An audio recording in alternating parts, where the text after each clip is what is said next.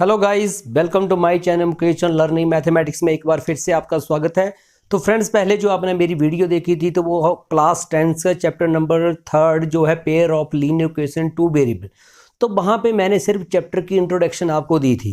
अब हम आगे उस चैप्टर को करने जा रहे हैं जिसमें से आपके पास सेकेंड टॉपिक में हम डिस्कस करेंगे कि pairs of linear equation two variable, जिसमें हमारे पास क्या रहेगा, उसकी जो कंडीशन रहेगी, सॉल्यूशन कैसा रहेगा उसके बारे में डिस्कस करेंगे। कैश इक्वेशन से हम बताएंगे कि ये इसका सॉल्यूशन होगा या नहीं होगा, क्या इसकी कंडीशन रहेगी। तो फ्रेंड्स, इसको देखने से पहले मेरी वीडियो को पूरा देखें, लाइक जरूर करें, कमेंट जरूर करें और मेरे चैनल को अभी तक सब्सक्राइब नहीं किया है तो उसको सब्सक्राइब करें।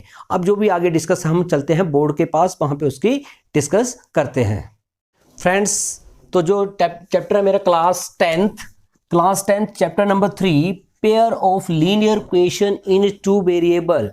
तो first of all friends, pair of linear equation या लीनियर इक्वेशन टू वेरिएबल क्या होती है। तो मैं एक रियल लाइफ से एक एग्जांपल को से आपको एक्सप्लेन करता हूँ कि जैसे मान लो आप एक शॉप पे गए, शॉप पे आपने क्या किया, 5 पेंसिल ले ली। 5 पेंसिल ली तो मतलब पेंसिल के लिए जैसे आपके पास क्या है, P स्टैंड फॉर पेंसिल। कितनी पेंसिल ली, 5। तो ये आ गया 5 पेंसिल। अब आपने दूसरी क्या ले ली, नोटबुक। मान लो आपने नोटबुक के लिए आपने क्या मेंशन कर दिया, N।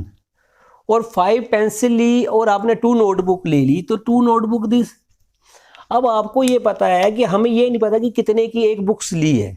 तो 5 पेंसिल ली, 2 नोटबुक ली और हमारे टोटल क्या किया, 50 रुपीज़ खर्च की।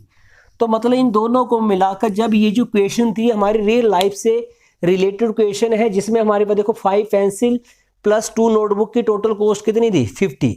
अब हमें पर्टिकुलर पेंसिल और नोटबुक का नहीं पता है, बट जब इस सिचुएशन, रियल लाइफ सिचुएशन को इस एक्सप्रेशन में लिखते हैं तो it is called a linear equation in two variable.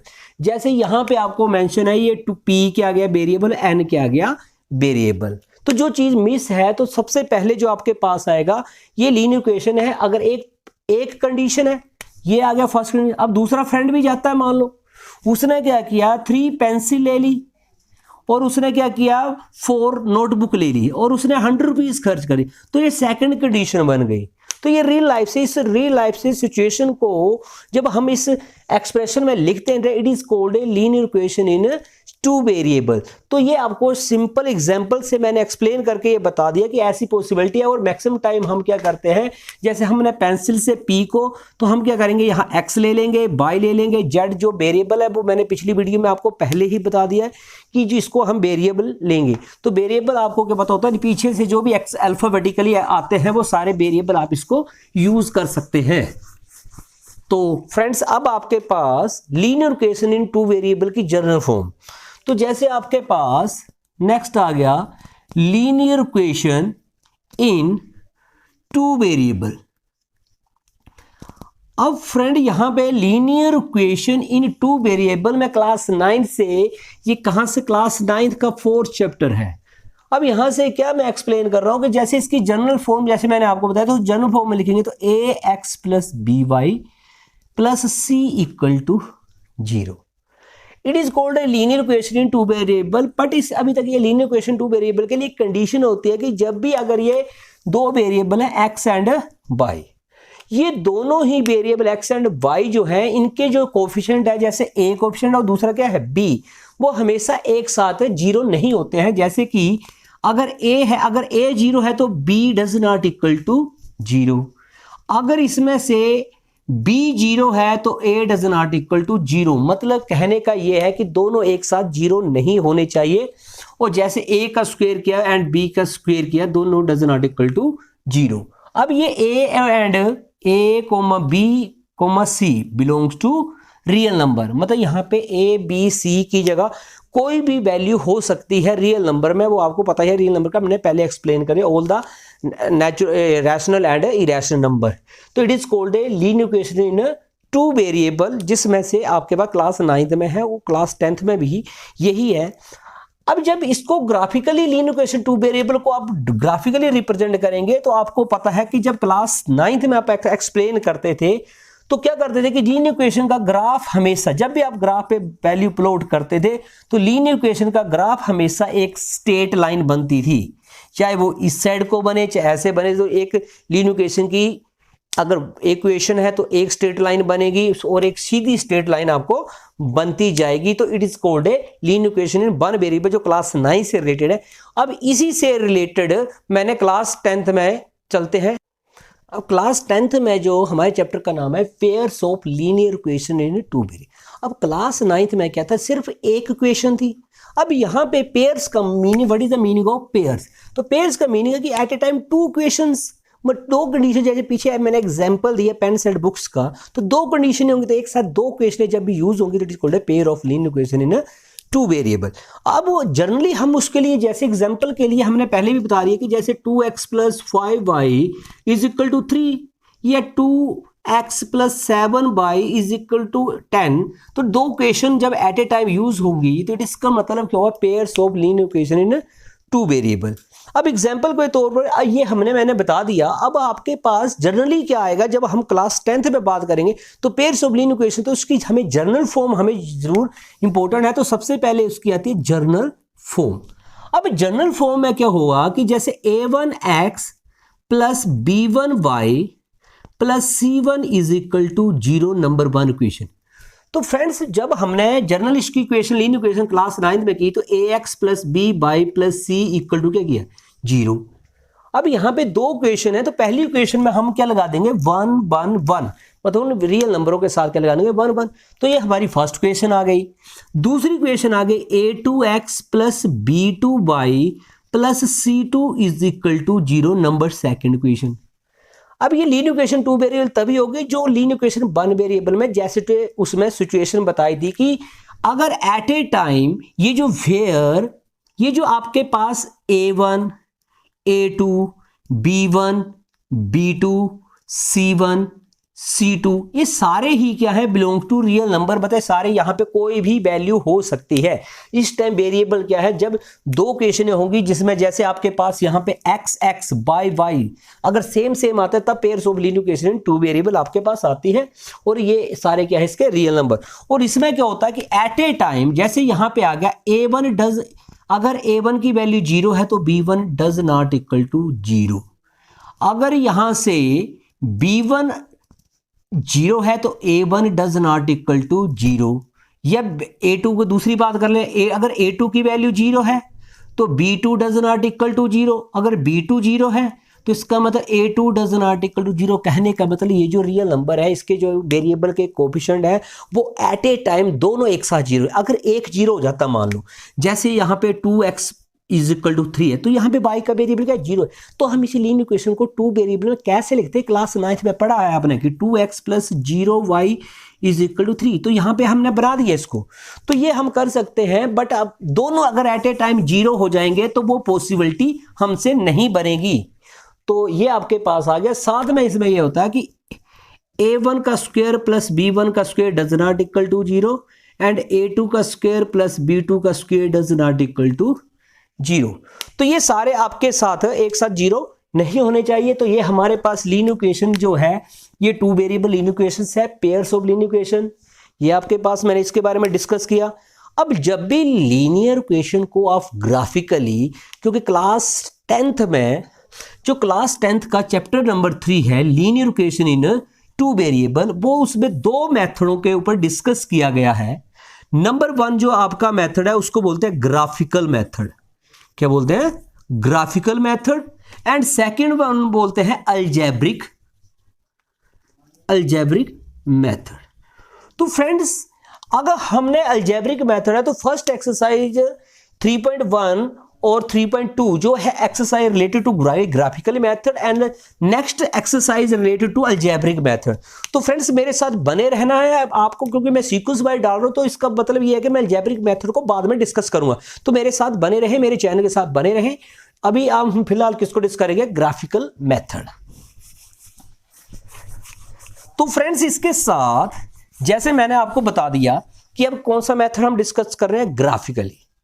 अब आपको मैंने पीछे अभी बताया कि 9th क्लास में जब लीनियर इक्वेशन वन वेरिएबल होती है तो एक ही लाइन ग्राफ पेपर में बनती है। बट जब लीनियर इक्वेशन टू वेरिएबल, अगर दो इक्वेशन है तो दो लाइनें बनेगी। अब दो लाइनें जब भी ग्राफ पेपर पे बनती हैं तो क्या पॉसिबिलिटी बनती है, तो इसको हमारे पास आएगा ग्राफिकली। तो ग्राफिकली मेथड। अब ग्राफिकली मेथड में ये हमारे पास ग्राफिकल मेथड आ गया। अब जब भी दो क्वेश्चन है, कोई भी आपके पास क्वेश्चंस होंगी, जैसे मैंने ये दो क्वेश्चन नंबर 1 नंबर 2, अगर दो क्वेश्चन ग्राफ पे होंगी तो ज़्यादा से ज़्यादा क्या पॉसिबिलिटी होंगी। आपको एक बात मैंने पहले बताई, लीनियर इक्वेशन में हमेशा जो ग्राफ की लाइन जो प्लेन पे बनती है वो हमेशा क्या बनती है, स्ट्रेट बनती है। जैसे ये मार्कर है बिल्कुल स्ट्रेट है तो बिल्कुल स्ट्रेट बनेगी। ये मेरी, अब मैंने इससे ही आपको एक्सप्लेन कर देता हूँ कि जैसे ये मेरे पास दो मार्कर हैं फ्रेंड्स, तो इन दोनों मार्कर को आप ध्यान से देखें। ये लीनियर इक्वेशन 1 का मार्कर है जो कि बिल्कुल स्ट्रेट है और ये दूसरे का। अब मेरे पास देखो क्या क्या पॉसिबिलिटी बनेगी, तो इसकी मेरे पास 3 पॉसिबिलिटी बनती है। कितनी बनती है यहां पे? 3 पॉसिबिलिटी। जब भी हम इसको ग्राफ पेपर पे एक्सप्लेन करेंगे, तो ग्राफ पेपर पे जब भी हम लीनियर इक्वेशन की ग्राफ पे लाइनें बनाएंगे तो 3 पॉसिबिलिटी बनती हैं। 3 पॉसिबिलिटी, जैसे देखो ये मेरे पास ग्राफ है, ज्यादा से ज्यादा क्या होगा, मैंने यहां पे नंबर 1 पॉसिबिलिटी के लिए मेरे पास क्या आ गया, मान लो ये ग्राफ पेपर मैंने ऐसे बना गया ग्राफ, दिस वन। सेकंड के लिए भी मैंने ये बना दिया आपके पास यहां पे, दिस वन। और ये थर्ड पॉसिबिलिटी के लिए भी मैंने यहां पे आपके पास बना लिया, सेकंड एंड 3। तो फ्रेंड्स जब भी ग्राफिकली दोनों क्वेश्चनों को अपलोड करेंगे, पहले जनरली समझा रहा हूं ग्राफ पे कैसे वैल्यू अपलोड करते हैं, मैं बाद में एक्सप्लेन करूंगा, पर पहले आपको ये बताना है जनरली क्या होता है। तो जनरली जब ग्राफ पे वैल्यू अपलोड करते हैं तो पहले ये मेरे 2 मार्कर हैं, मैंने कहा दोनों, एक क्वेश्चन 1 का दूसरे का। जब मैं इसको ग्राफ पे आप क्या करूंगा, सबसे पहले तो ये दोनों क्या हुआ, एक जगह देखो, ज्यादा जगह कितनी बार ये आपस में कट होंगे, तो पहले तो देखो ये इंटरसेक्टिंग कितनी बार कर रहे हैं, 1 टाइम।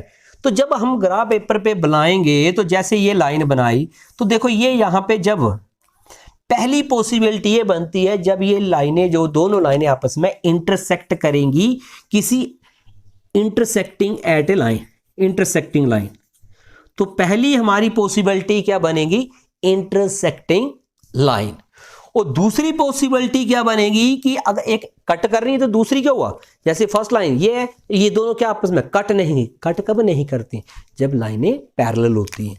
तो इसका मतलब ये कट तब नहीं करेंगी, जैसे ये 1 है, दिस 1, तो इसका मतलब ये दोनों लाइनें जब पैरेलल होंगी, तो जब ये नहीं कट करेंगी, इसका मतलब कौन सी लाइन आ गई, पैरेलल लाइन, पैरेलल लाइंस। तीसरा आपके पास ये आ गया कि इसमें क्या है कि एक बार क्या 1 टाइम कट की, एक बार कट नहीं की, और एक बार क्या हुआ कि वो इसी के ऊपर ऐसे पाथ के ऊपर आ गई। जैसे एक ही ट्रैक पे दूसरी बार, जैसे एक ही रेलवे ट्रैक पे बार बार दूसरी ट्रेनें आती जाती रहती हैं, मतलब दोनों क्वेश्चनों की एक ही लाइन बन रही है। तो जैसे ये लाइन यहां बनी, तो यही लाइन जो है, जैसे A B फर्स्ट लाइन की, और यही लाइन जो है वो दूसरी क्वेश्चन की बन रही है, तो इसको बोलते हैं कोइंसिडेंट लाइन। क्या बोलते हैं इसको, कोइंसिडेंट लाइंस। तो फ्रेंड्स मैंने बताया कि जब लीनियर इक्वेशन का ग्राफ बनता है, लाइन हमेशा स्ट्रेट बनती है। यहां पे 2 क्वेश्चन है, अगर 2 क्वेश्चन है तो 2 क्वेश्चन है, जब भी लाइनें 2 लाइनें बनेगी तो उनकी 3 पॉसिबिलिटी बनती है। नंबर 1 कि वो दोनों लाइनें आपस में इंटरसेक्ट करेंगी किसी एक पॉइंट के ऊपर। दूसरी पॉसिबिलिटी है वो लाइनें आपस में इंटरसेक्ट नहीं करेंगी, इसका मतलब वो कि लाइनें क्या होगी, पैरेलल होंगी। और तीसरी होगी जब लाइनें एक दूसरे के ऊपर, ट्रैक एक दूसरे पर ही जाएंगे, उसको बोलते हैं कोइंसिडेंट लाइन। अब मैं इसको आपको इससे रिलेटेड एग्जांपल नंबर 1 जो है आपका इस क्वेश्चन से रिलेटेड है, एक्सरसाइज का सेकंड एग्जांपल जो है वो आपका इससे रिलेटेड है, थर्ड एग्जांपल मतलब 3 क्वेश्चन एक्सरसाइज 3.1 के भी तीनों क्वेश्चनों से रिलेटेड क्वेश्चन है, 3 क्वेश्चन है, तीनों से रिलेटेड एक है, और 3 एग्जांपल है वो भी तीनों से कंडीशनों से रिलेटेड है, और एक्सरसाइज 3.2 भी इससे रिलेटेड है। तो मैं अब आपको इसको एक टेबल के माध्यम से आपको ऐसा पूरा एक्सप्लेन कर दूंगा कि एक्सरसाइज 3.1 3.2 में कैसे कैसे सॉल्यूशन निकालना है। आपको इक्वेशन से ही कैसे पता लग जाता है कि इसका सॉल्यूशन कैसा होगा, इसकी कंडीशन कैसी होगी। तो आगे हम डिस्कस करेंगे कि टेबल के माध्यम से, जिसमें मैं सारे इक्वेशन से ही बता दूंगा आपको कि इसका सॉल्यूशन कैसा होगा। तो पेयर सॉल्यूशन लीनियर इक्वेशन का सॉल्यूशन कैसा होगा, टेबल के माध्यम से करेंगे। इसको लिए आपको अभी हेलो फ्रेंड्स, तो ये जो मैं आपके पास एक कंडीशन या solution of pair of linear equation का जो टेबल डिस्कस कर रहा हूँ, वो पूरे चैप्टर एक्सरसाइज का एक पूरा नीड है, जिसके बिना ये पूरा चैप्टर नहीं हो सकता है। तो इसको पूरा देखने से पहले मेरे चैनल को अभी तक सब्सक्राइब नहीं किया है तो रेड बटन पे जाकर सब्सक्राइब किए और बेल आइकन जरूर दबाएं, जिससे कि मैं नेक्स्ट वीडियो बनाने के लिए आपके पास जल्दी हाजिर हो जाऊं। तो वीडियो को पूरा देखना है आगे भी, और इससे आपको हर चीज़ मैंने ब्रीफली से आपको समझा रहा हूँ, हर चीज़, जिससे कि आपको क्लास जैसे लॉकडाउन है तो क्लास के अकॉर्डिंग कैसे समझाया जाता है, तो मैंने आपको एक्सप्लेन कर दिया है कि कैसी पेयर ऑफ लीनियर इक्वेशन क्या होती है, जब इसको ग्राफिकली कैसे रिप्रेजेंट करना। बाय ग्राफिकल मेथड में एक टेबल आपको दिख रहा होगा पूरा। अब मैं आपको सामने बता दूं क्या लिखा, कंडीशन या solution of pair of linear equation in two variable. मतलब कहने का मतलब ये जो कंडीशन है इसकी कंडीशन कैसी रहेगी या सोल्यूशन कैसा रहेगा पेयर ऑफ दो लीनियर दो इक्वेशनों के बारे में मैंने पहले डिस्कस किया, पर उसका सोल्यूशन या उसकी कंडीशन कैसे रहेगी उसके लिए इस टेबल के से ही आपको हर चीज़ एक्सप्लेन हो जाएगी। तो ये डेफिनेशन लिखने के बाद आप एक टेबल जरूर बना लें और घर पे भी अपनी दीवार के चार्ट के ऊपर बनाने की हर टाइम आपको ये। और आपको एक बात जरूर है कि जो भी सीबीएसई के एग्जाम में मल्टीपल चॉइस क्वेश्चन आते हैं तो यहाँ से एक क्वेश्चन जरूर आपको 101% बनता है। तो टेबल से अब आपको मैं बता रहा हूँ कि सबसे पहले क्या लिखना है फ्रेंड्स।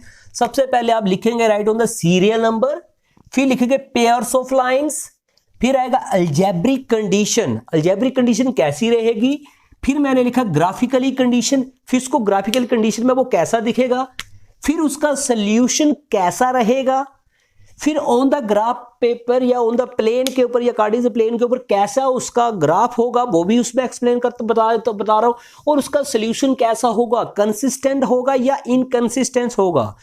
और ये आपके एक्सरसाइज का फर्स्ट एक एग्जांपल, साथ में एग्जांपल लिखा हुआ है जो एक्सरसाइज जो आपके 3.1 का फर्स्ट एग्जांपल है, सेकंड एग्जांपल, तीन कंडीशनों से रिलेटेड। कितनी कंडीशन है बताएं, 3। तो फ्रेंड्स सबसे पहले हम फर्स्ट कंडीशन की बात कर रहे हैं। तो सबसे पहले friends serial number 1 pair of linear equation वही a1x b1y plus c1 is equal to 0 a2x plus b2y plus c2। तो तीनों कंडीशनों में सेम इक्वेशन रहेगी। तो ये तीनों कंडीशनें आपके पास देखो यहाँ पे सेम टू सेम मैंने पहले लिख दिए तीनों ही।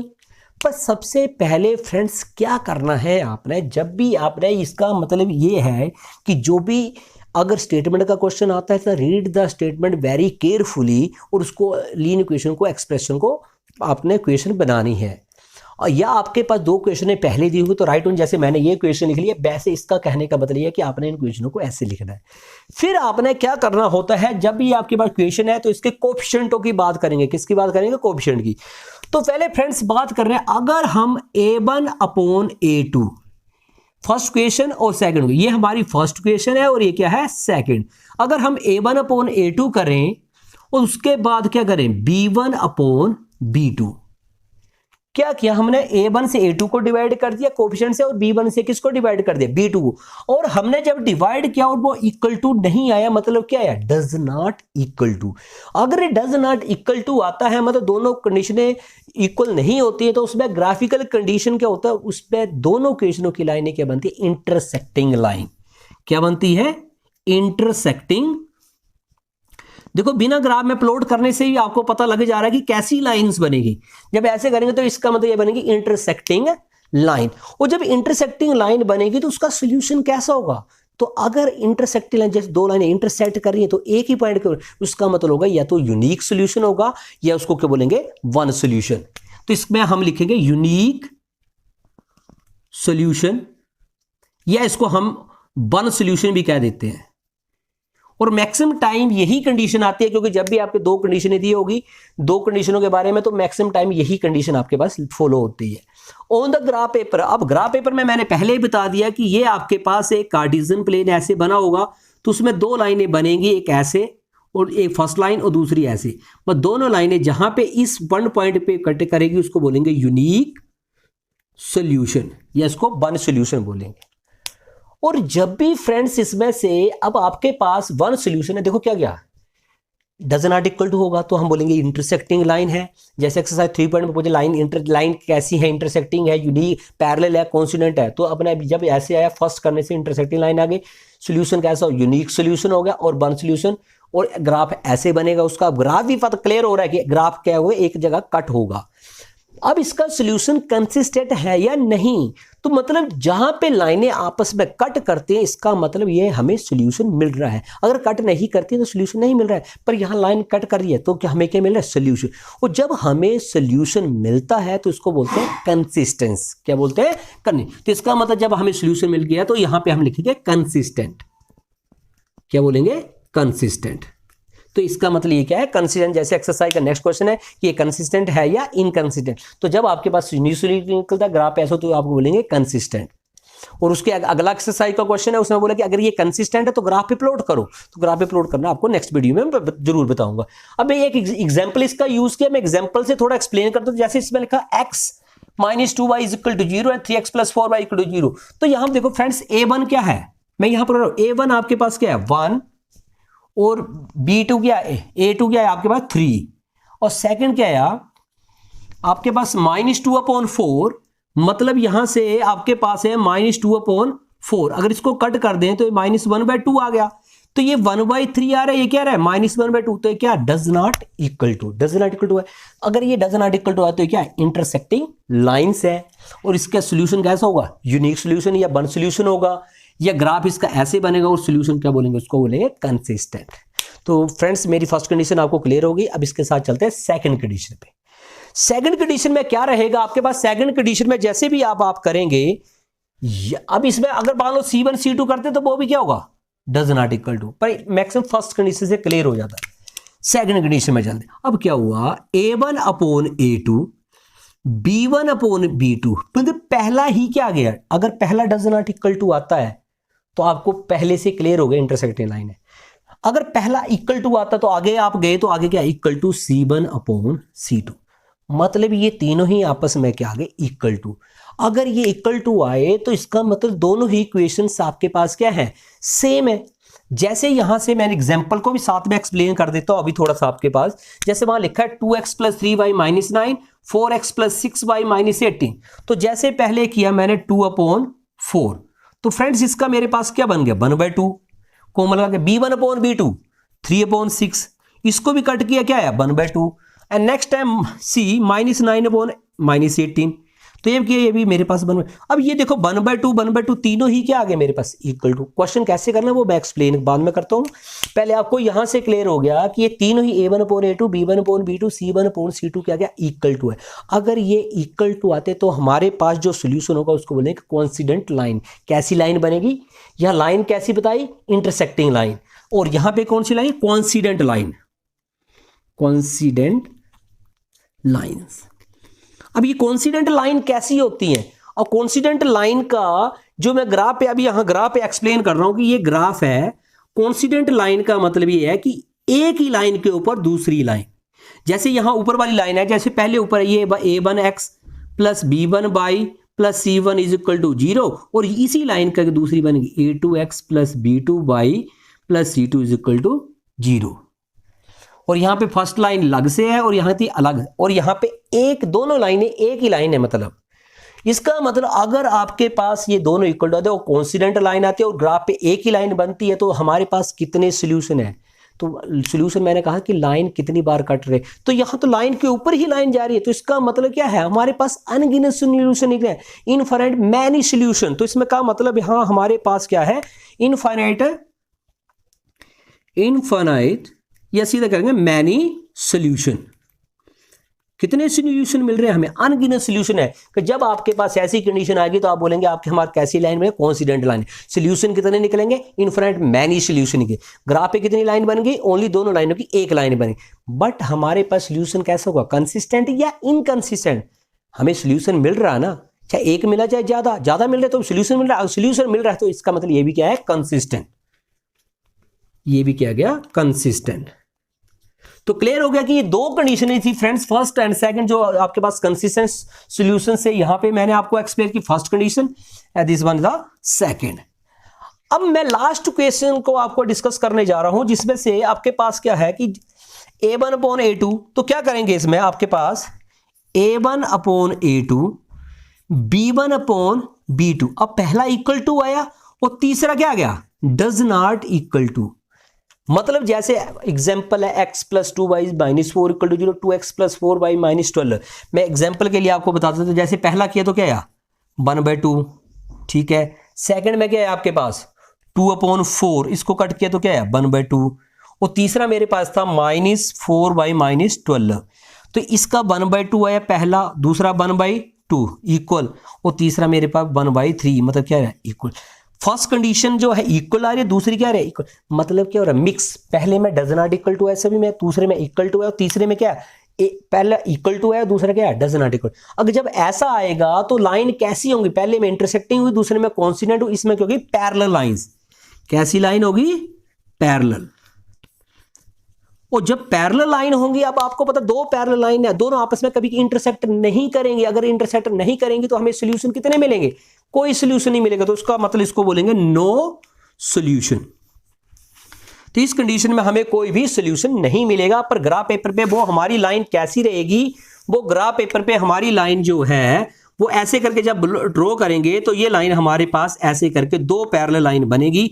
ये a1x plus b1y plus c1 is equal to 0, second जो a2x plus b2y plus c2 is equal to 0। और ये पैरेलल लाइन ग्राफ पेपर पे ऐसी रहेगी। अब इसका सॉल्यूशन कंसिस्टेंट होगा या इनकंसिस्टेंट। आपको फ्रेंड्स यहाँ पे सॉल्यूशन मिला कि नहीं मिला, नहीं मिला ना। अगर नहीं मिला तो इसका मतलब इनकंसिस्टेंट, इनकंसिस्टेंट। अब फ्रेंड्स ये मैंने एक चार्ट बना लिया, फेयर कॉपी चार्ट पे जरूर बनाना है पहली कंडीशन में। इसी चार्ट से आपको पता लग जाएगा कि कैसा हमारा सॉल्यूशन रहेगा। तो ये मेरा चार्ट से मैंने कंडीशन से बता दिया। तो फ्रेंड्स ये मेरे वेरी इंपॉर्टेंट वीडियो रहेगी आपके लिए, क्योंकि इसमें से आपको बहुत कुछ मिलेगा, जिसमें एक्सरसाइज 3.1, 3.2 और आगे भी इस चैप्टर का बड़ा भाई ज़्यादा यूज़ हुआ है। तो फ्रेंड्स इस वीडियो को पूरा देखा होगा आपने, पूरा देखें। और मेरे चैनल को अभी तक सब्सक्राइब नहीं किया तो सब्सक्राइब जरूर करें, और जो हो सके तो जितना ज़्यादा हो सके शेयर जरूर करें। और वीडियो कैसी लगे कमेंट बॉक्स पे कमेंट जरूर करें। Thank you.